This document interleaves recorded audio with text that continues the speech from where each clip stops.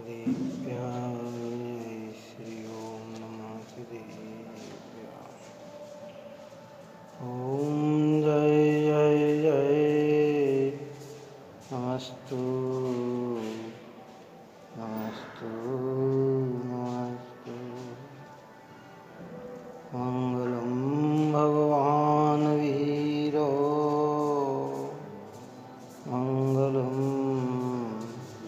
गौतमोऽयि मंगलम कुंद कुंदधर्मस्तु मंगलम सर्वमंगलमांगल्यं सर्वकल्याणकारकं प्रधानं सर्वधर्माणां जैनं जयतु शासनं जैनं जयतु शासनं जैनं जयतु शासनं। नमः श्रीवर्धमानाय निर्धूतकलीलात्मने शालोकानां विद्यादर्पणाय विद्यादर्पणाय विद्यादर्पणाय।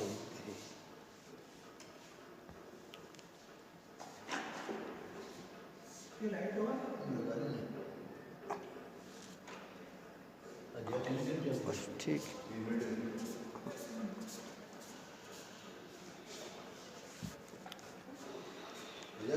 हाँ हो जाए बस ठीक हो जाए।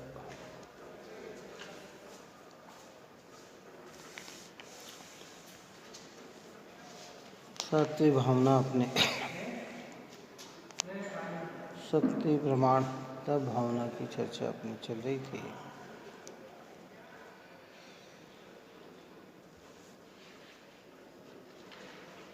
शरीर का सुखिया स्वभाव तब धारण करने से ही मिटता है। दिगंबर संत धन्य है कि जो समस्त इच्छाओं का रोध करके द्वादश तप को धारण करते हैं। ये तप कर्मों से छूटने का एक साधन है। अनादिकाल से इस जीव ने अज्ञानता से जो कर्म संचय किए हैं, जो अनंत हैं,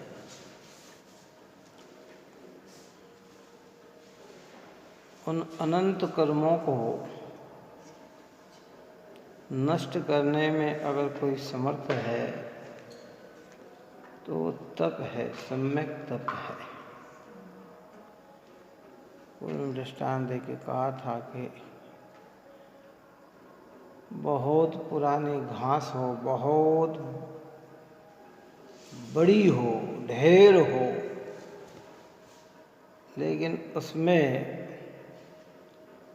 अग्नि की एक चिंगारी लगने से ही वो सारी घास जलकर नष्टता को प्राप्त होती है।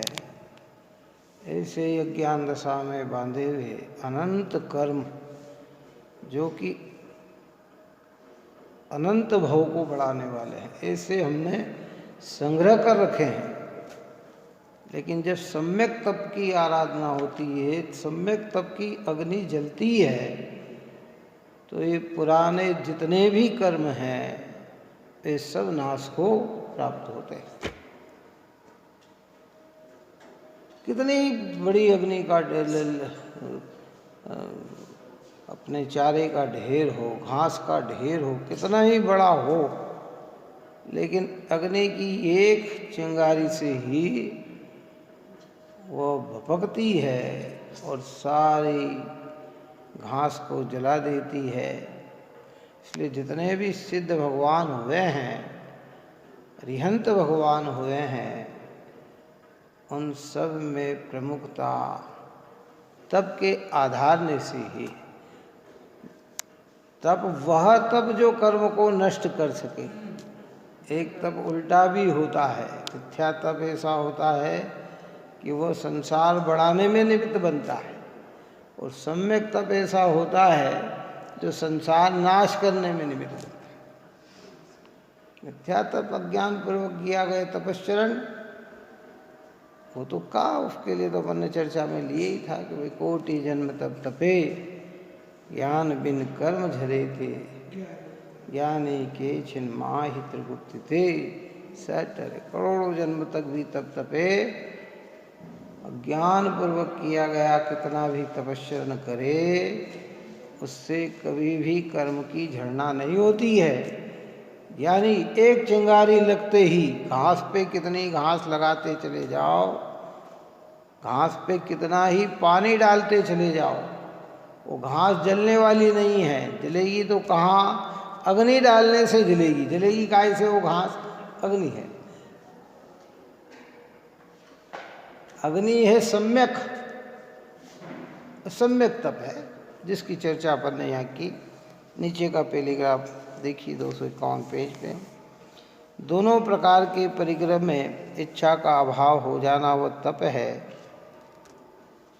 तप तो वही है जो निर्जन वन में, पर्वतों की भयंकर गुफा में, जहाँ भूत राक्षस आदि अनेक प्रकार से विकार प्रवृत्त रहा हो, सिंह व्याघ आदि के भयंकर शब्द हो रहे हों, करोड़ों वृक्षों से अंधकार हो रहा हो, सर्प अजगर रीछ चीता इत्यादि भयंकर दुष्ट तिर्यंचों का आना जाना हो रहा हो, ऐसे महाविषम स्थान में भय रहित होकर ध्यान स्वाध्याय में निराकुल होकर रहना वह तप है। कि ऐसी जहाँ भूतादिक है ना, व्यंतर जाति के देव हैं।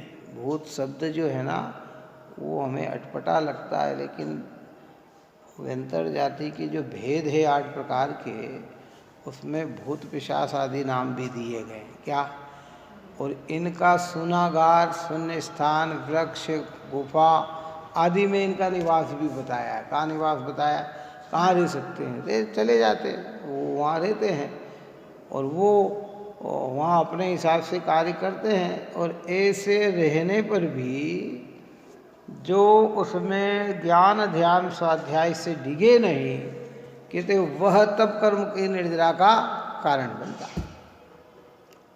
देवभूषण कुलभूषण मुनिराज पर जो उपसर्ग आया था वो व्यंतरकृत तो उपसर्ग था। काय का? व्यंतरकृत था।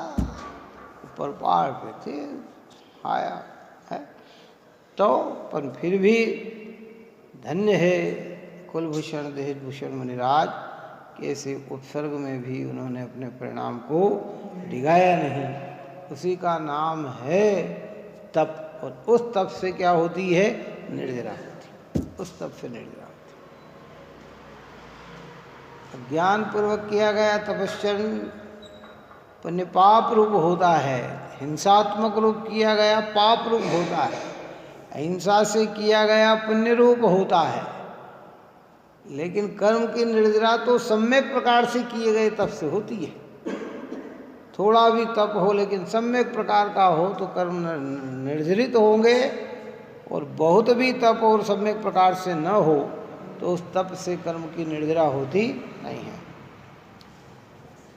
इसलिए बड़े बड़े भयंकर सर्प अजगर रीछ चीता इत्यादि बड़े बड़े जंगली जानवर हो और मुनिराज ध्यान है क्या अच्छे अच्छे। इसलिए हमारे यहाँ दृष्टांत देते हैं कि जहाँ मुनिराज विराज ध्यान करते हैं, सिंह उधर से निकल भी जाए तो भी किंचित भय नहीं खाते हैं, किंचित भय नहीं होता है। अजगर उनकी शरीर पे लिपट जाए तो नहीं होता है क्या? सर्प आके रह जाए तो नहीं है। शांति सागर जी महाराज का तो अभी 100 साल पहले का ही दृष्टांत है कि सर्प आ गया और चढ़ गया शरीर पे, लेकिन फिर भी वे अपने स्थान से उठे नहीं, डिगे नहीं। पुराने इतिहास तो बहुत सारे आचार्य भगवंत के हैं, खा भी जाए तो भी, न खाए तो भी समता का पान करते हैं कि वो तब कर्मबंध के छेद का कारण है। आहार के लाभ अलाभ में संभाव रखना, मीठा खट्टा कड़वा कसायला ठंडा गरम सरस निरस भोजन जलादि लालसा रहित संतोष अमृत पान करते हुए आनंद में रहना, वह तप है। दुष्ट देव दुष्ट मनुष्य दुष्ट तिरंचों द्वारा किए गए घोर उपसर्गों के आने पर कायरता छोड़कर कंपायमान नहीं होना, वह तप है ना। उपसर्ग देवकृत भी होता है, तिरंज कृत भी होता है, मनुष्यकृत भी होता है और अचेतन कृत भी होता है। कितने प्रकार के उपसर्ग होते हैं? 4 प्रकार के। देवकृत उपसर्ग देशभूषण कुलभूषण मुनिराज पे आया, कितना। तिरंजकृत उपसर्ग सुकोफल स्वामी पे आया, सुकमाल मुनि पे आया, त्यागियों ने क्या करा, पाँव खाए, है ना, ये उपसर्ग आया। मनुष्यकृत उपसर्ग यशोधर मुनिराज पे आया, सैनिक राजा ने उनके गले के अंदर मरा हुआ सर्फ डाल दिया, और अनेक कितने उपसर्ग आते हैं।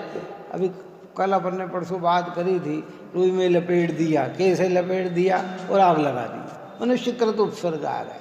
और एक होता अचेतन कृत उपसर्ग कि जहाँ ध्यान करने बैठे हैं, भयंकर हवा चलने लग जाए, पत्थर उड़ उड़ के आके गिरने लग जाए, वृक्ष गिर जाए, हैं, ये अचेतन कृत उपसर्ग।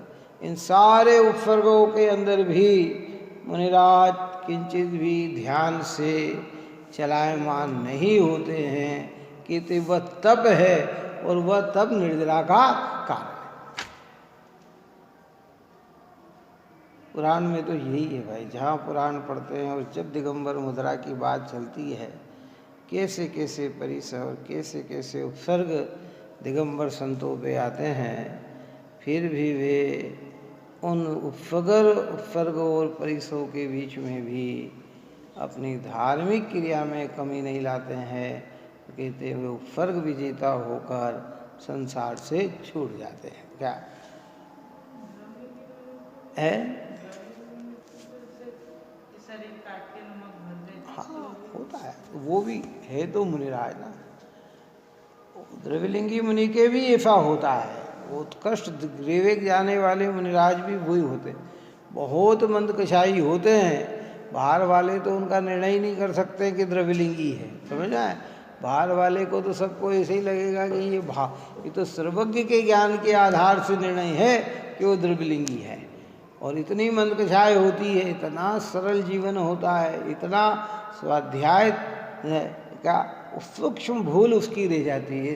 देह के प्रति आसक्ति नहीं है, देह को तो वो अपने से भिन्न ही समझते हैं, लेकिन राग और ज्ञान की गुत्थी को नहीं सुलझा पाते अंदर के अंदर।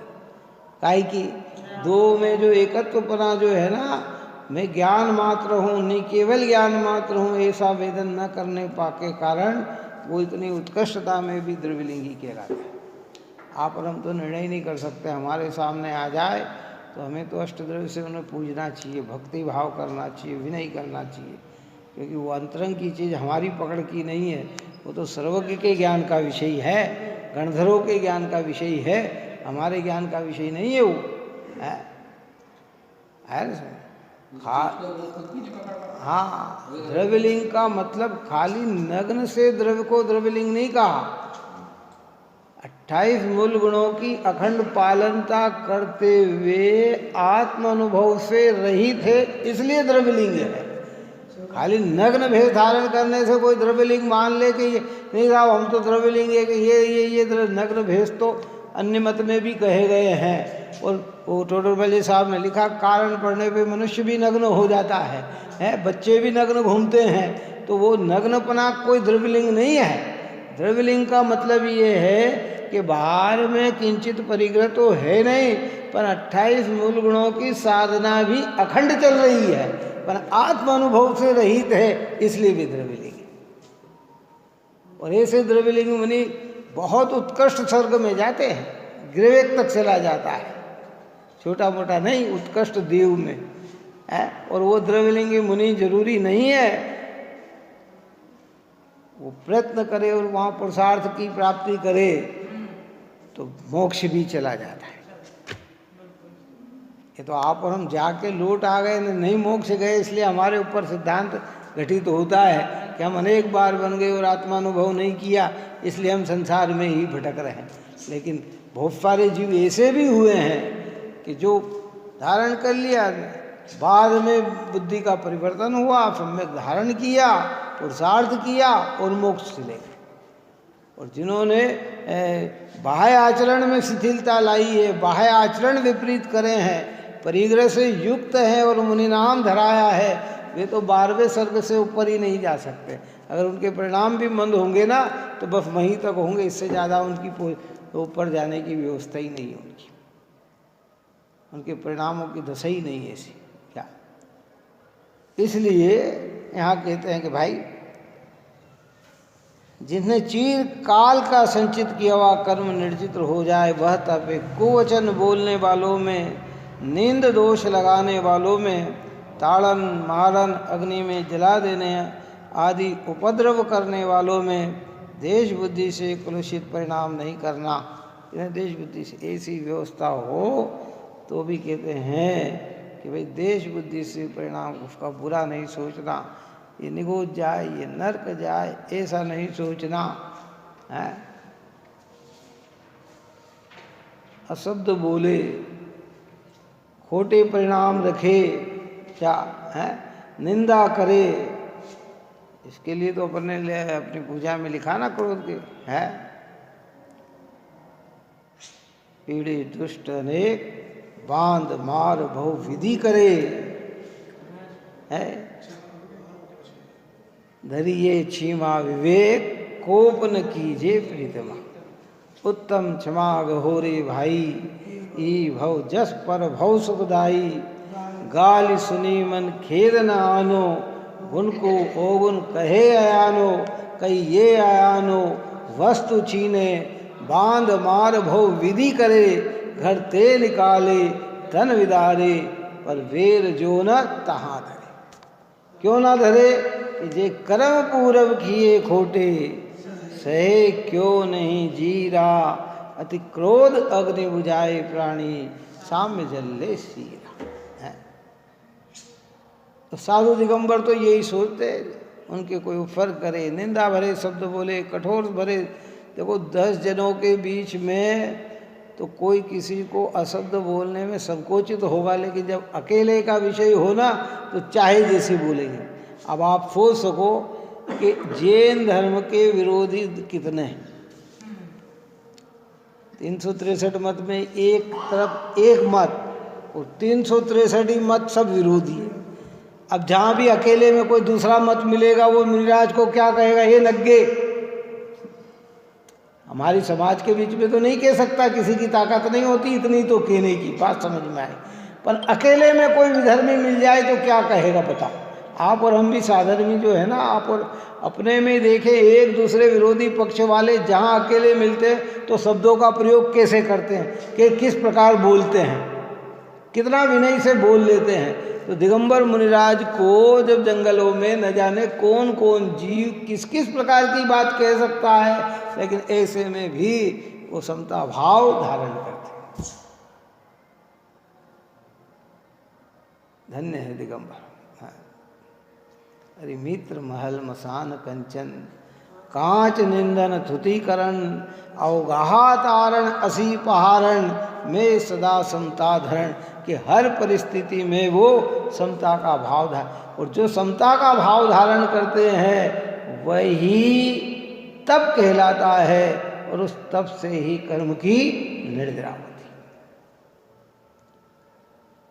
हमें राग द्वेष हो जाता। अरे सब 2 शब्द प्रेम के बोले बहुत अच्छे, 2 शब्द कठोर बोले एकदम बुरा लगा, द्वेष कर लेते हैं। कि भैया मुनिराज की समता को देखकर हमें भी अपने परिणामों की निरीक्षणता करनी चाहिए कि नहीं नहीं, आक्रोशित नहीं होना, देशित नहीं होना, दुर्भावित नहीं होना। क्योंकि अगर दुर्भावित होंगे तो उन परिणाम से मेरी ही आत्मा का बुरा होगा, सामने वाले का बुरा तो नहीं। उसने तो जो हमें दुर्भावित किया है उस परिणाम से तो उसका बुरा होगा। किसका है? लेकिन अगर हम दुर्भावित होंगे तो उससे हमारा भी बुरा होगा। इसलिए शांति से, ये तो अमृत है जिनवाणी का। पूरी जिनवाणी हमें यही समझाना चाहती है कि भाई शांति।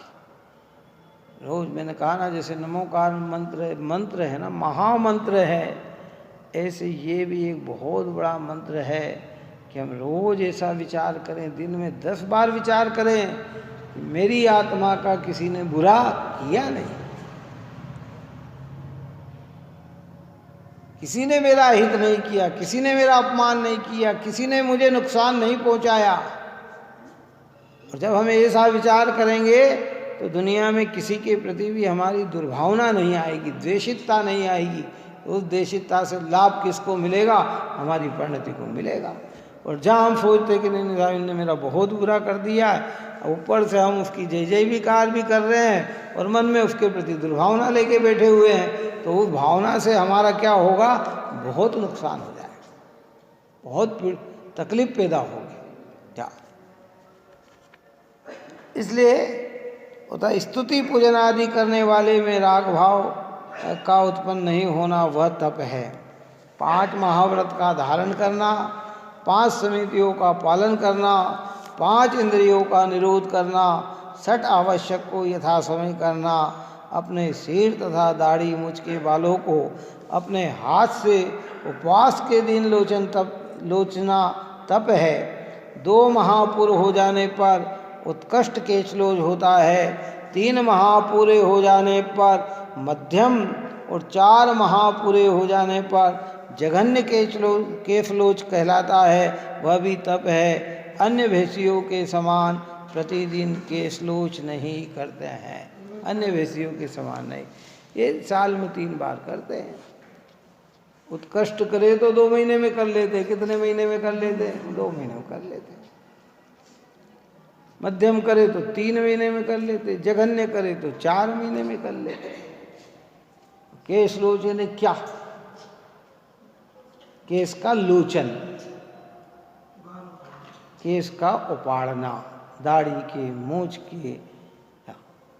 और वो इसलिए कि भाई जितने बाल बढ़ जाते हैं पसीने के कारण उनमें सूक्ष्म जीव की उत्पत्ति हो जाए, क्योंकि आप और हम तो प्रतिदिन नहा सकते हैं, मुनिराज का जीवन तो नहाते ही नहीं है, तो उनमें वो क्या है? जीव पैदा हो जाए है। तो जीव पैदा न हो इसलिए उन्हें जब लगता है कि तो 2 महीने में कर लेते, लगे कि नहीं बाल अभी छोटे, इसमें कोई ये नहीं हो विवेक पूर्वक, तो 3 महीने में कर लेते हैं। और ज़्यादा हो तो फिर चातुर्मास के अंदर 4 महीने में कर लेते हैं क्या? और ऐसा नहीं है कि 100 जने के बीच में ही करेंगे, अकेले भी कर सकते हैं, कोई नहीं हो और अकेले कर ले है। और करते हैं कि कई साधु धन्य है मुनिराज, क्या है, कुछ भी नहीं है भैया, अपन उनके जो है ना नख की भी होड़ नहीं कर सकते, ऐसे दिगंबर संत होते हैं। हाँ, पूरा जीवन भी अपन अच्छे कर्म करो ना तो उनका एक समय जितने कार्य में भी हमारा कार्य नहीं हो, पूरे जीवन का कार्य नहीं होता है, इतने महान होते हैं।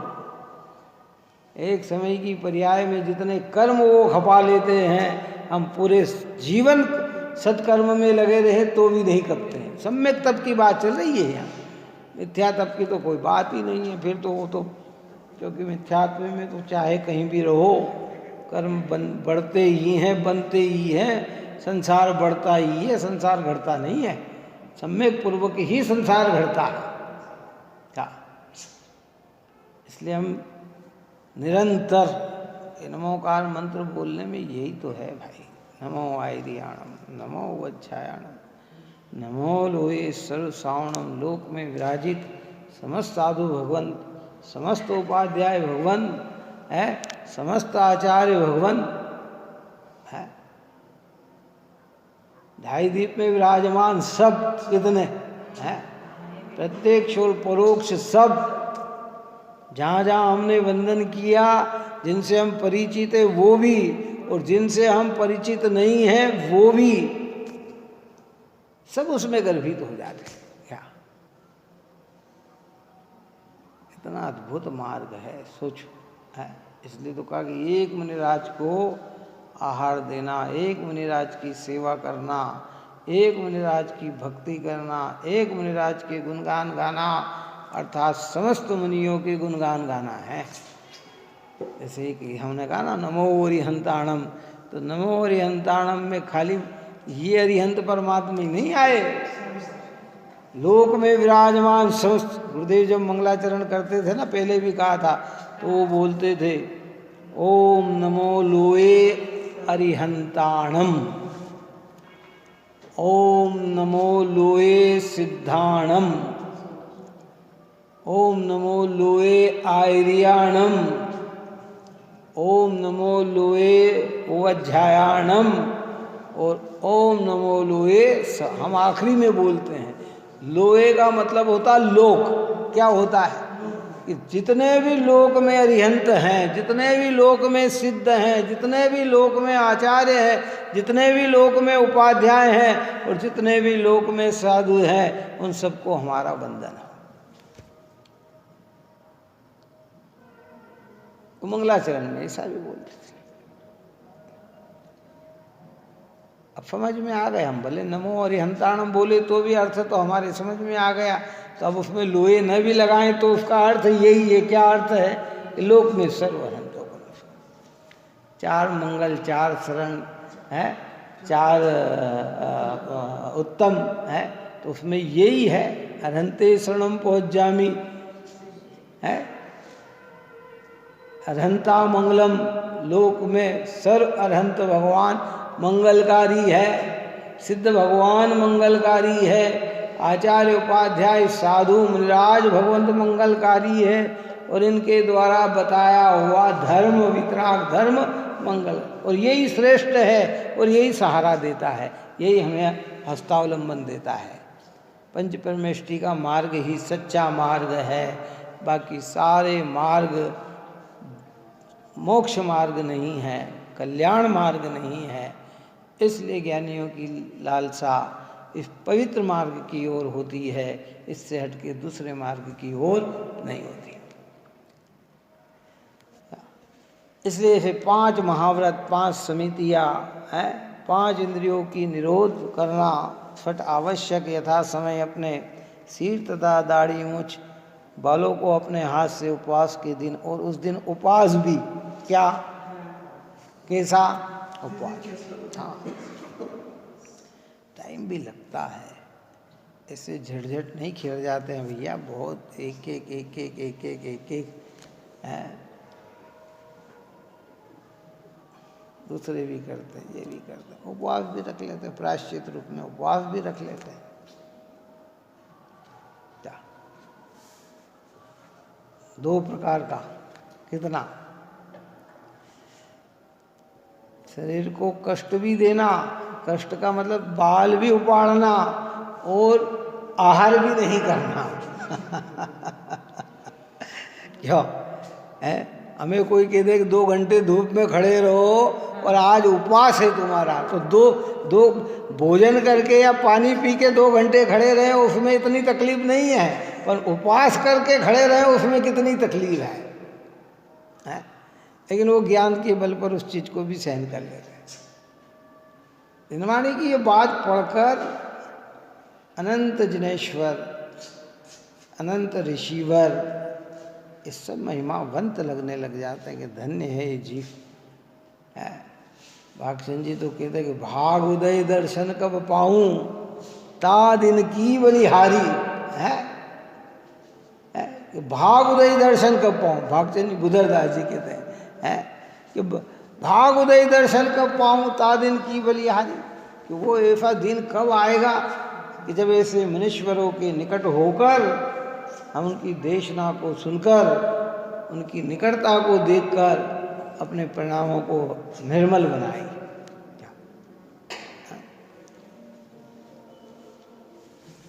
अन्य भेषियों के समान प्रतिदिन केशलोच नहीं करते। शीतकाल, ग्रीष्मकाल, वर्षा काल में नग्न रहना, या जीवन स्नान नहीं करना, जमीन पर शयन करना, अल्प निद्रा लेना, दांतों का अंगुली से मंजन नहीं करना, एक बार खड़े खड़े ही रस निरस स्वाद छोड़कर थोड़ा भोजन करना, इस प्रकार 28 मूल गुणों का अखंड पालन करना, वह भी बड़ा तप है। इन मूल गुणों के प्रभाव से घातिया कर्म का नाश करके केवल ज्ञान प्राप्त कर मुक्त हो जाते हैं।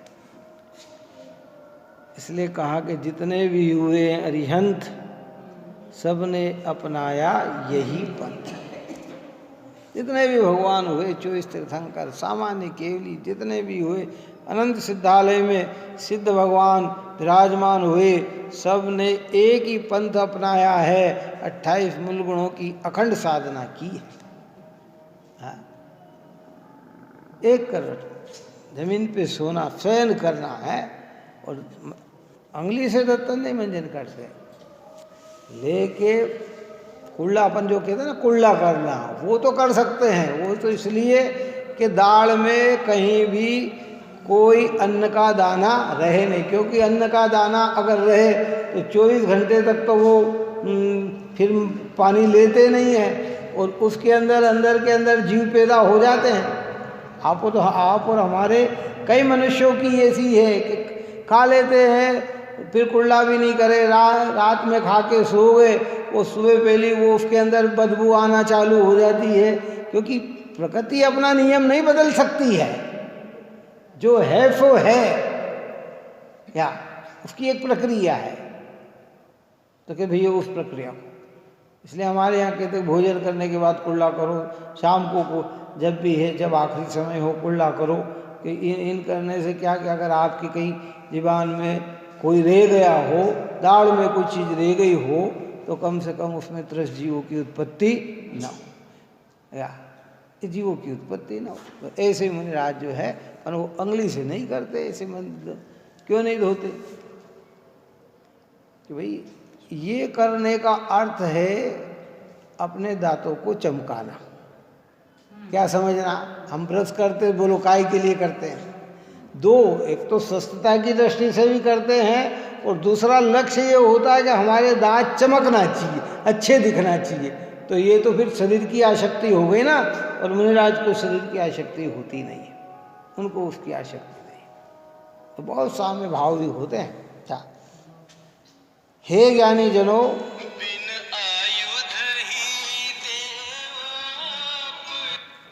हे ज्ञानी जनों, ये तप धर्म का अंग है, तब भी निर्विघ्न प्राप्ति के लिए इसका स्तवन पूजन करके महान अर्घोतारण करो। तप के द्वारा दूर रहने वाला तथा अत्यंत परोक्ष दिखने वाला मोक्ष भी तुम्हारे बहुत निकट आ जाता है। इस प्रकार शक्ति प्रमाण तप नाम की सात्विक भावना का वर्णन किया।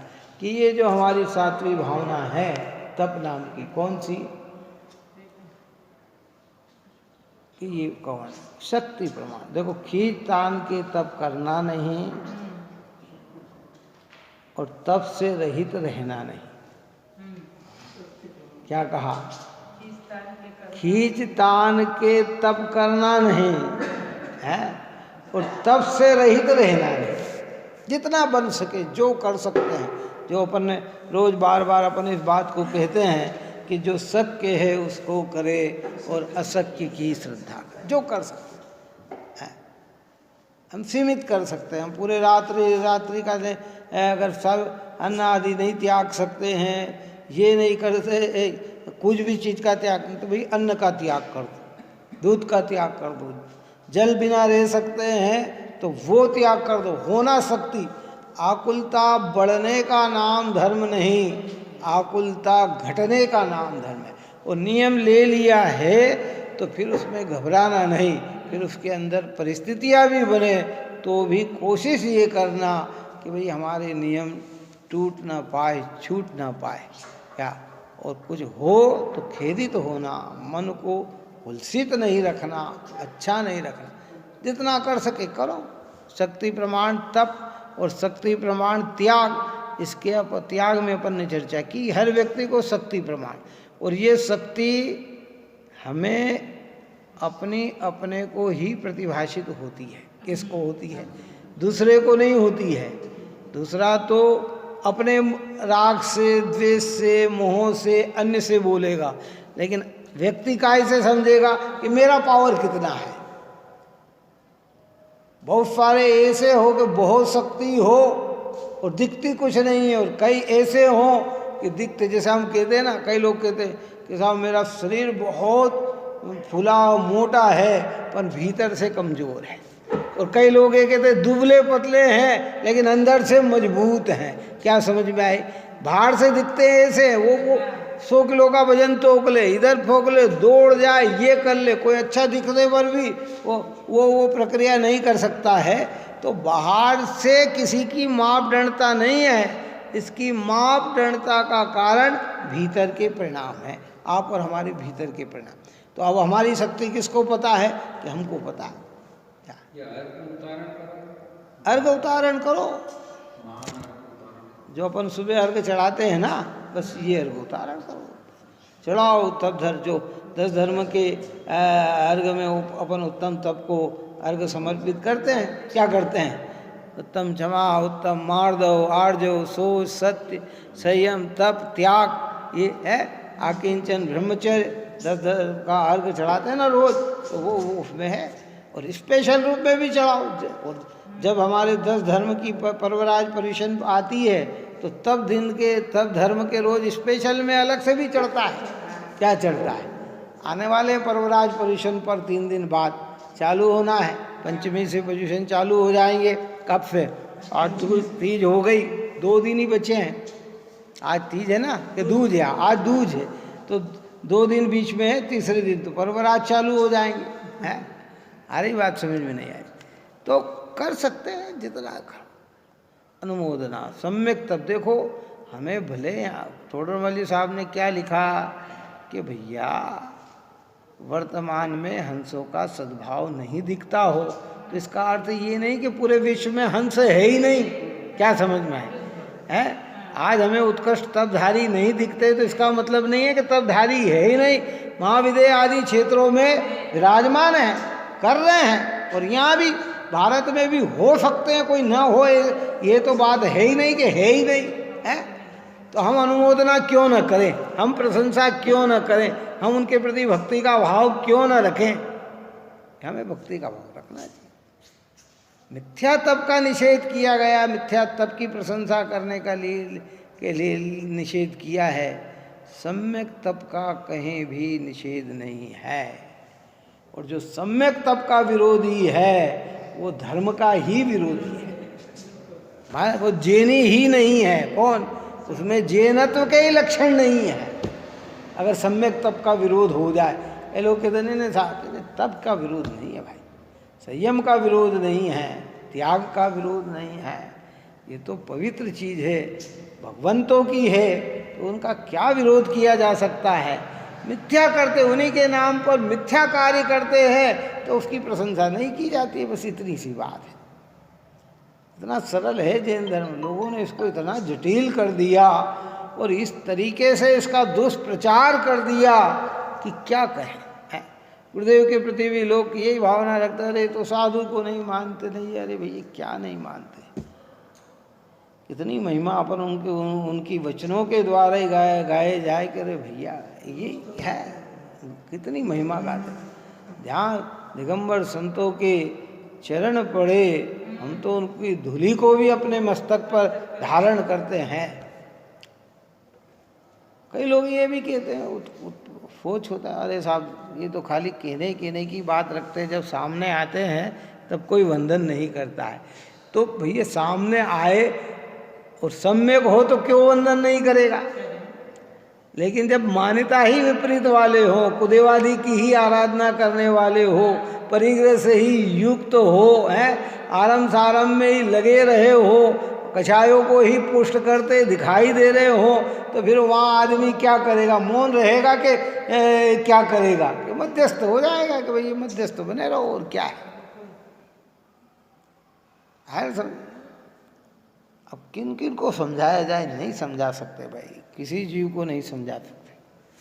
अज्ञानियों को, जो मंद कषाई अज्ञानी है वो तो कदाचित और सुधरने का अवसर मिल जाता है, लेकिन जो धर्म का नाटक और तीव्र कषाई है वो किसी हालत में नहीं सुधर सकता है।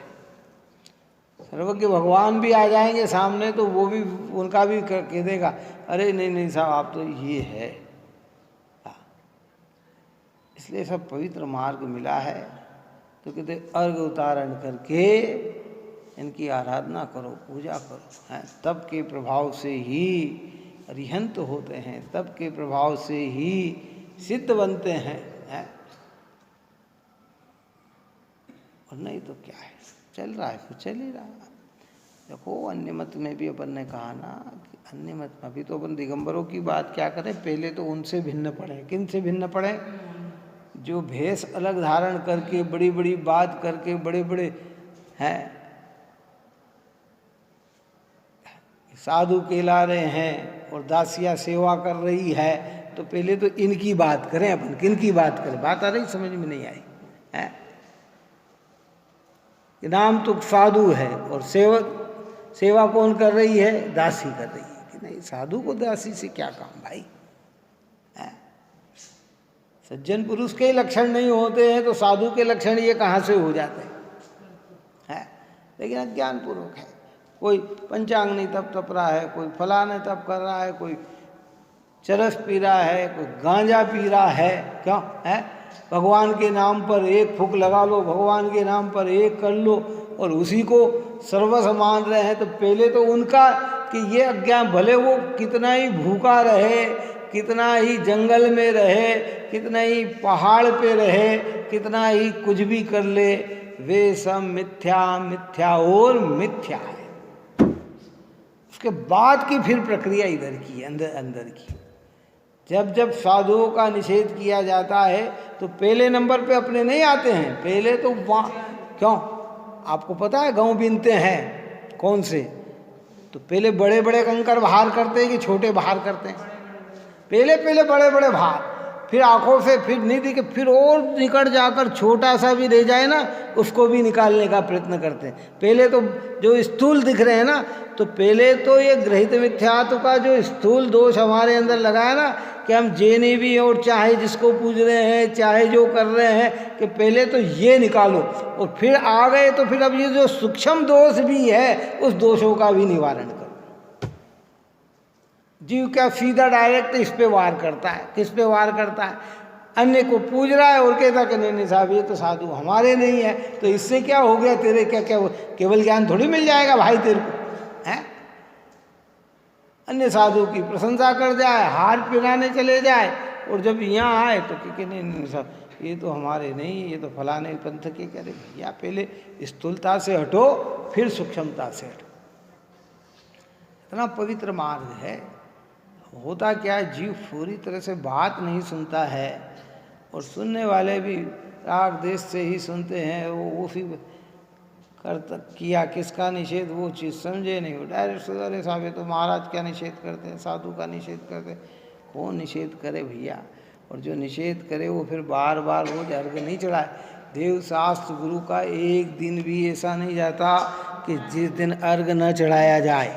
चाहे 1 सेकंड के लिए आओ, चाहे 5 मिनट के आओ, चाहे 1 घंटे की पूजा के लिए आए, सबसे पहले नमोकार मंत्र अनादि मूल मंत्रेभ्यो को अर्घ समर्पित होता है।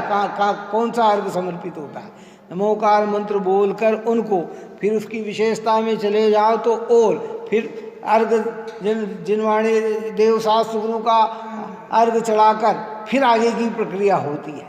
लेकिन अब कैसे समझाया जाए? लोगों को नहीं समझा सकते। उनके तो दिमाग में बन गए सब साधु विरोधी, साधु विरोधी, साधु विरोधी, साधु विरोधी। कोई साधु विरोधी नहीं भाई।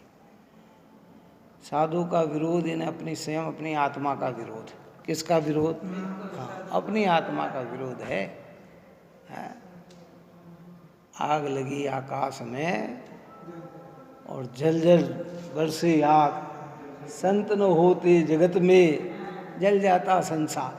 ये तो संत ही हमको कहाँ से उभारने वाले हैं कि पूरा आकाश में आग लगी हुई है, अमृत का सर्जन सीजन तो साधुगण करते हैं। उस साधु की देशना से ही श्रावक अपने जीवन को पवित्र बनाता है।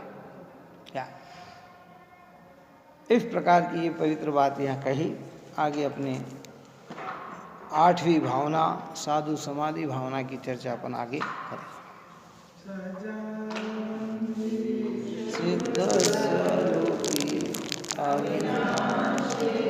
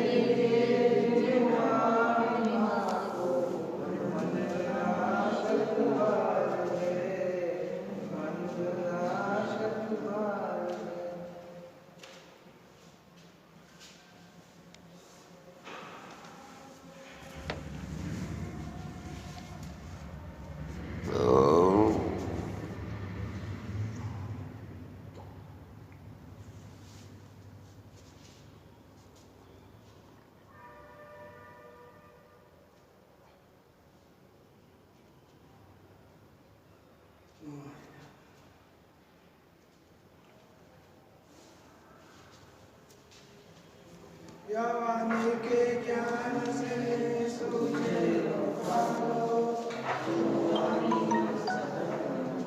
सदा देता।